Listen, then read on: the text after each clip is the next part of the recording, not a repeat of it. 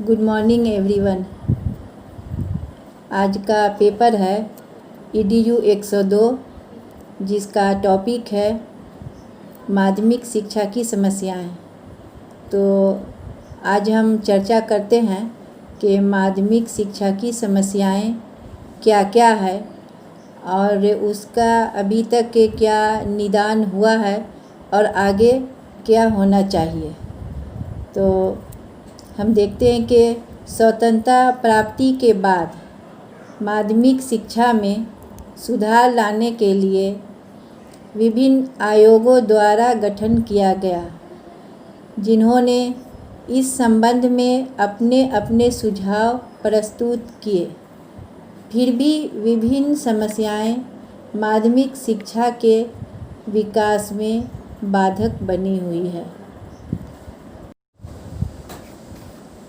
तो सबसे पहली समस्या है कि छात्र शिक्षक अनुपात का संतुलित न होना। बहुत से स्कूल ऐसे हैं जहां छात्रों के अनुपात में शिक्षक नहीं है। इस कारण से बच्चों को गुणवत्तापूर्ण शिक्षा नहीं मिल पाती है और पढ़ाई के मामले में काफ़ी क्षेत्रों के बच्चों से पीछे रह जाते हैं। यानी विद्यालय में जितने बच्चे हैं उनके हिसाब से शिक्षक का होना आवश्यक है। बच्चों की संख्या अधिक है, शिक्षक की संख्या कम है, तो सारे बच्चों का अच्छे तरीके से पढ़ाई का काम नहीं हो पाता है, जिसके कारण बच्चे पीछे रह जाते हैं। दूसरी समस्या है विषयवार शिक्षकों का अभाव। भारत में बहुत से सरकारी स्कूल ऐसे हैं जहां पर विभिन्न विषयों के शिक्षक नहीं हैं। इसके कारण भी बच्चों की पढ़ाई ठीक से नहीं हो पाती है। अब जाहिर है कि जो शिक्षक जिस विषय के होंगे उस विषय पर उनका पूरा कमांड होगा, पूरी पकड़ होगी, उसकी अच्छी खासी नॉलेज होगी। उस विषय में वो बच्चों को अच्छे से टेकल कर पाएंगे। और जो विषय उनके लिए अननोन है या थोड़ी मोड़ी जानकारी है तो उस विषय को वो अच्छे तरीके से नहीं पढ़ा पाएंगे, तो उस विषय में तो बच्चे पीछे रह जाएंगे। अगली समस्या है शिक्षकों की स्थिति।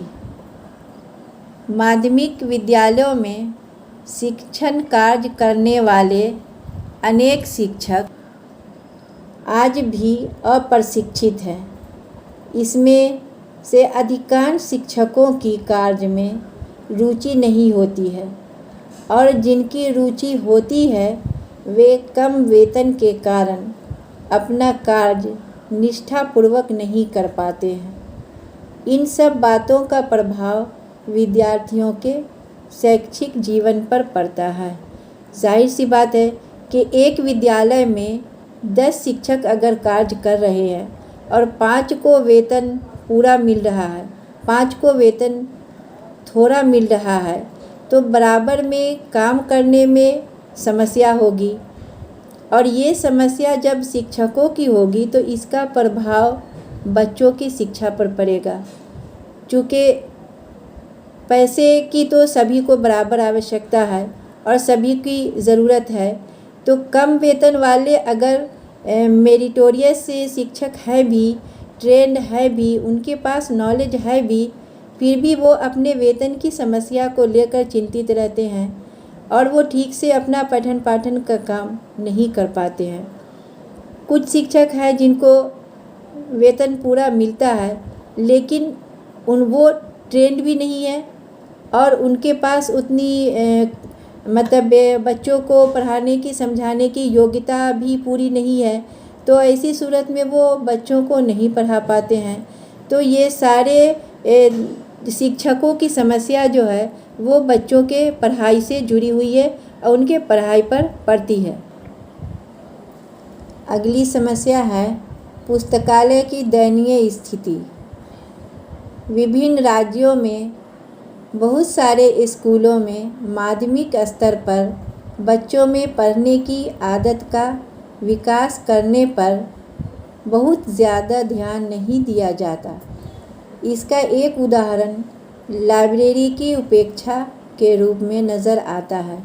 या तो स्कूल में ढंग की किताबें नहीं होती, अगर होती भी है तो वह ताले में बंद रहती है। ये तो लगभग मैक्सिमम विद्यालय की समस्या है कि लाइब्रेरी बिल्कुल होती ही नहीं है। छोटी मोटी अगर थोड़ी सी हुई भी एक के दो अलमीरा के रूप में, और उसमें अगर 2-4 बुक है भी तो उसको ताला बंद कर कि ये किताब कहीं गुम ना हो जाए, कोई ले नहीं जाए।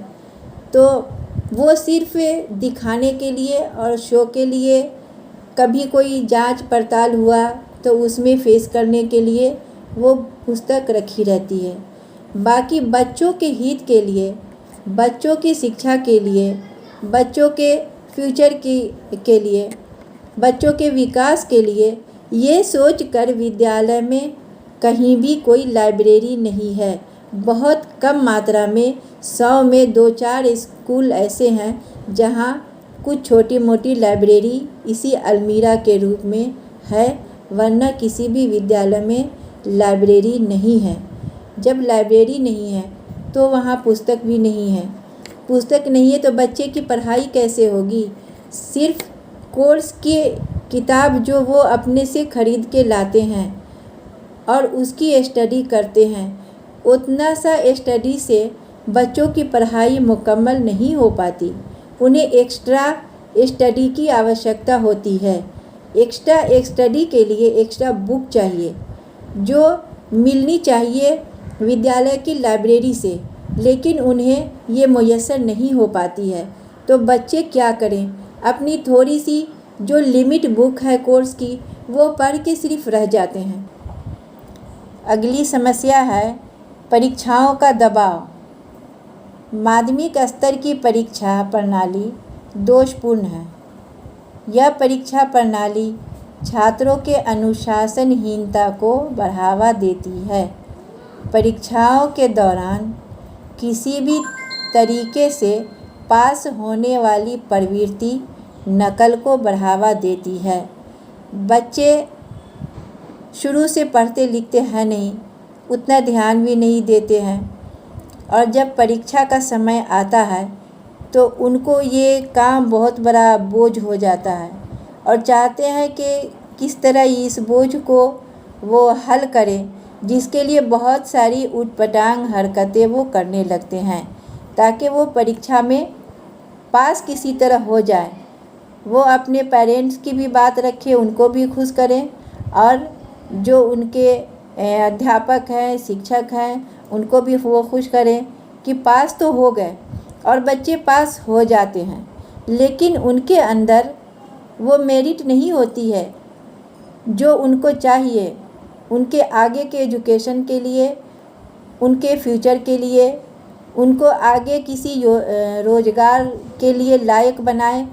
तो इतनी सारी नॉलेज नहीं उन्हें हो पाती है, क्योंकि वो तो लिमिट में कुछ इस तरह की पढ़ाई की कि परीक्षा में सिर्फ वो लिख दे, या नकल करके हो, या चीटिंग करके हो, या किसी भी तरह से वो उटपटांग हरकत करने में बाज नहीं आते हैं, और उनका मकसद होता है कि सिर्फ परीक्षा में किसी तरह पास हो जाएं। अगली समस्या है पाठ्यक्रम की समस्या।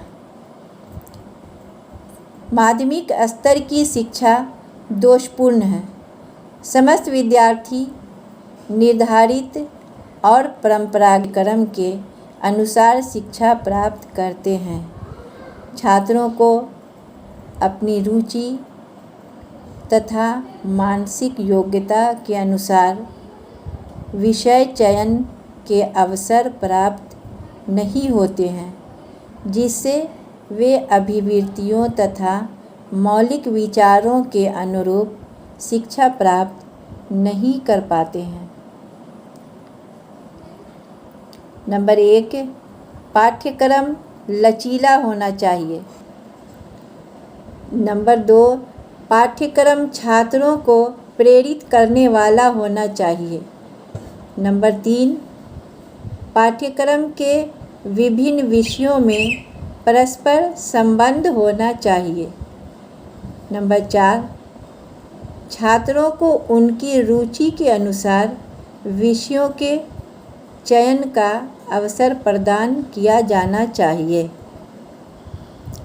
इस समस्या में शिक्षक से लेकर हम गार्जियन लोगों को भी समझना चाहिए कि बच्चों की जो रुचि होती है, जो चॉइस होती है, उसके अनुसार ही उन्हें पढ़ने लिखने का अवसर देना चाहिए। चूँकि बच्चे अपनी रुचि से अगर पढ़ाई करते हैं तो वो आगे बढ़ते हैं, अब वो उस लाइन में सक्सेस होते हैं। लेकिन गार्जियन या शिक्षक अगर बच्चों पे ज़बरदस्ती थोपते हैं कि तुम ये सब्जेक्ट पढ़ो, वो सब्जेक्ट पढ़ो, तो इसमें फिर बर्डन हो जाता है बच्चों के लिए और बच्चे ठीक से मन लगा करके नहीं पढ़ पाते हैं। और जब भी बच्चे मन से कोई काम नहीं कर पाएंगे तो उन्हें सफलता नहीं होगी, वो उस काम में आगे बिल्कुल नहीं बढ़ पाएंगे। इसीलिए बच्चों की जो शिक्षा होती है वो उनके रुचि और योग्यता के अनुसार होनी चाहिए। उनका पाठ्यक्रम भी उनकी रुचि और योग्यता के अनुसार होना चाहिए, तभी बच्चे पूरी तरह से शिक्षा हासिल करने में सक्षम हो सकेंगे। अगली समस्या है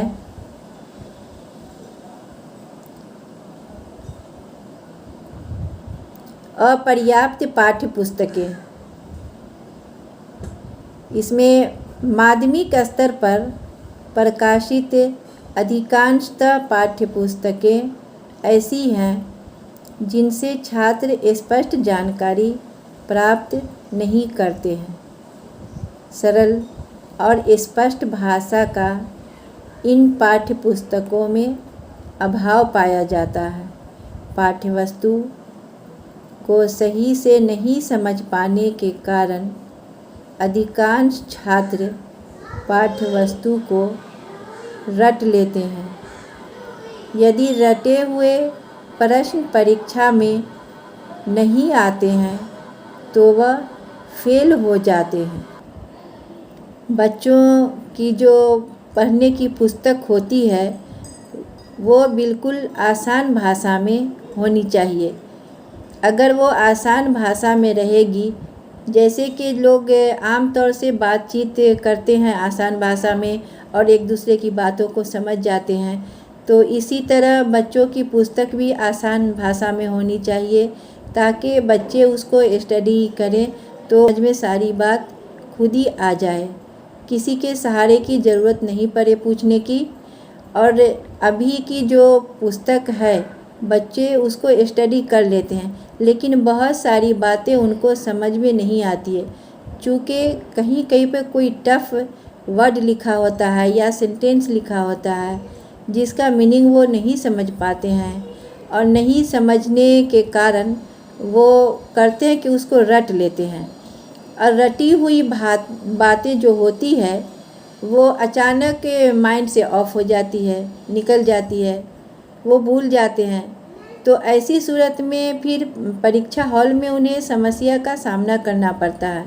जब बच्चे भूल ही गए कि क्या हमने याद किया था, इसका क्या सही उत्तर था, तो फिर ऐसी सूरत में वो क्या करेंगे, या तो गलत आंसर लिख देंगे या फिर कुछ लिखेंगे ही नहीं। तो ऐसी सूरत में तो उन्हें फ़ेल होना लाजमी है और फेल हो जाते हैं। तो इससे ये साबित होता है कि बच्चों की जो पुस्तक होती है पढ़ने की, उसको कोशिश करना चाहिए कि वो आसान भाषा में होनी चाहिए, बोलचाल की भाषा में होनी चाहिए, और उसमें मातृभाषा का ज़्यादा प्रयोग होना चाहिए ताकि बच्चे सेल्फ स्टडी भी करें तो उन्हें सारी बात अपने समझ में आ जाए। अगली समस्या है प्रयोगशाला की खराब स्थिति। बहुत से स्कूलों में साइंस वर्ग की पढ़ाई तो शुरू हो गई है, मगर वहाँ प्रयोगशाला का अभाव है। इसके कारण बच्चों को विज्ञान के व्यवहारिक पहलू की जानकारी नहीं हो पाती है। प्रैक्टिकल के नंबर का दबाव बच्चों के ऊपर होता है। इस कारण से वे क्लास के दौरान खुलकर सवाल नहीं पूछ पाते हैं। बहुत से स्कूलों में शिक्षकों के दबाव के कारण वे कोचिंग क्लास में भी पढ़ने को मजबूर होते हैं। साइंस विषय ऐसा है बच्चों के लिए कि उसमें थ्योरी के बराबर प्रैक्टिकल भी कंपलसरी है। बिना प्रैक्टिकल के उनके पढ़ाई का कोई माने ही नहीं रहता है। क्योंकि कोई भी विषय के बारे में जब उन्हें बताया जाता है तो मौखिक रूप से बता दिया जाता है, लेकिन उसको जब तक प्रैक्टिकल करके नहीं बताया जाएगा बच्चों को जानकारी नहीं होगी, उनको कोई नॉलेज नहीं होगी, वो कुछ भी नहीं सीख पाएंगे। और हमारे सारे समझिए कि मैक्सिमम विद्यालय में जिस तरह से लाइब्रेरी की समस्या है, लाइब्रेरी का अभाव है, इस तरह से प्रयोगशाला का भी अभाव है। प्रयोगशाला भी किसी विद्यालय में ठीक ढंग से नहीं है जो बच्चों की पढ़ाई मुकम्मल तौर पर की जाए। तो बच्चे इसके लिए फिर परेशान हो कर के या फिर गार्जियन के सहयोग से हो या गार्जियन के प्रेशर में हो तो कहीं कोचिंग करने पर मजबूर होते हैं। कोचिंग में भी फिर इस तरह से प्रयोग करके सारा काम नहीं बताया जा जितने अच्छे से विद्यालय में हो जाता और विद्यालय में वो कर पाते। अगली समस्या है व्यावसायीकरण की समस्या। माध्यमिक स्तर की शिक्षा को विस्तृत पैमाने पर व्यावसायिक बनाए जाने विभिन्न आयोगों द्वारा प्रस्तुत सुझावों के उपरांत भी आज शिक्षा के व्यावसायीकरण में कोई सार्थक प्रयास नहीं हुए हैं। जबकि बच्चों के शिक्षा का मुख्य उद्देश्य होता है कि जीविकोपार्जन करना, उसके लिए कुछ अर्न करना।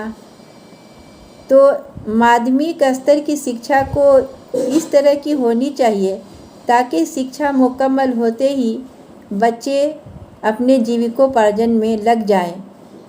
उसमें व्यावसायिक गुण बच्चों में हो।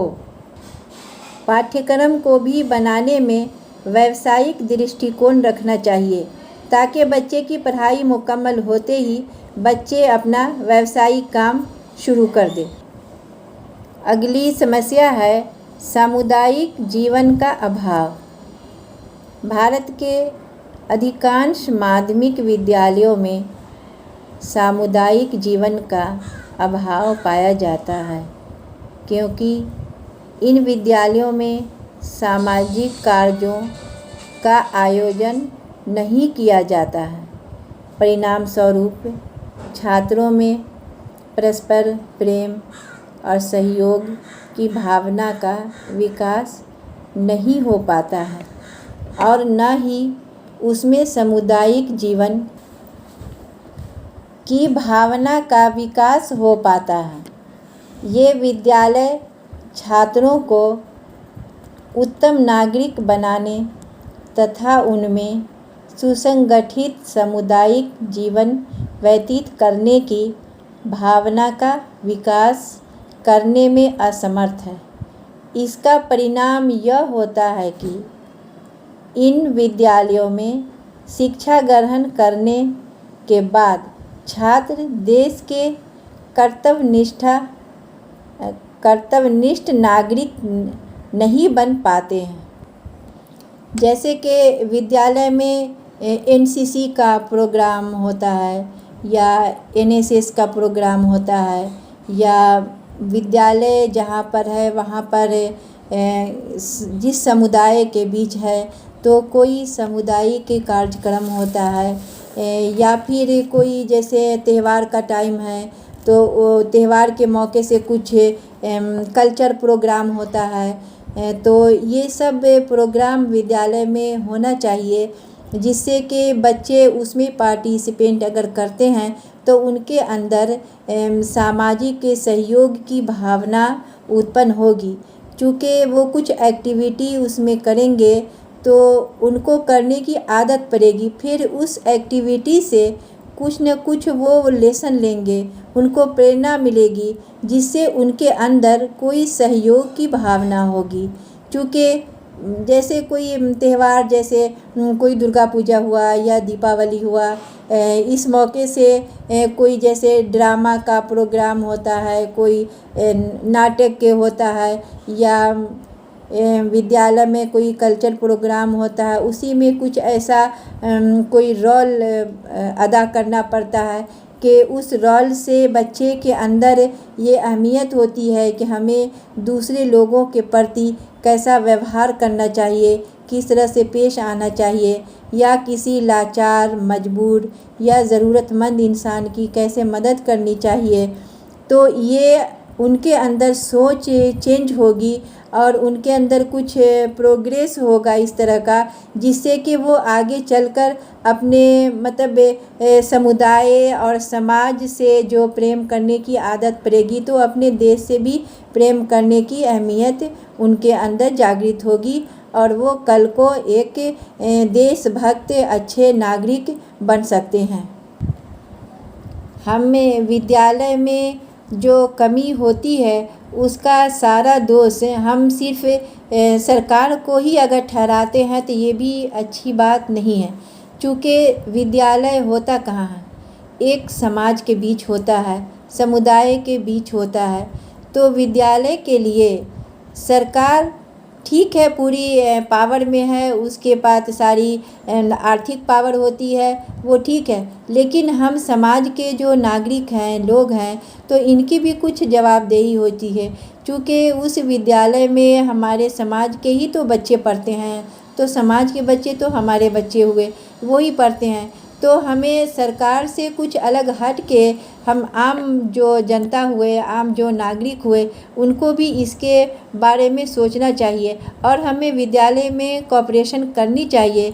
क्योंकि हम लोगों के बच्चों का वो फ्यूचर का सवाल है, भविष्य का सवाल है। तो हमें भी जागरूक हो करके और विद्यालय के वातावरण को, विद्यालय के हालात को कुछ चेंज करने की कोशिश करनी चाहिए। तभी हम चाहे उसके लिए हम लोग अपने पूरे समाज में एक मीटिंग कर के और एक सहयोग की भावना हम लोग अपने अंदर लाएं और तब अपने विद्यालय का प्रोग्रेस करें। और तब हम सरकार से भी डिमांड करेंगे तो सरकार हमारी मदद करेगी। लेकिन सरकार से पहले तो हमें जागरूक होना पड़ेगा। हम जब तक जागरूक नहीं होंगे, सरकार हमारी मदद नहीं करेगी और इसका नुकसान हमारे बच्चों को सहना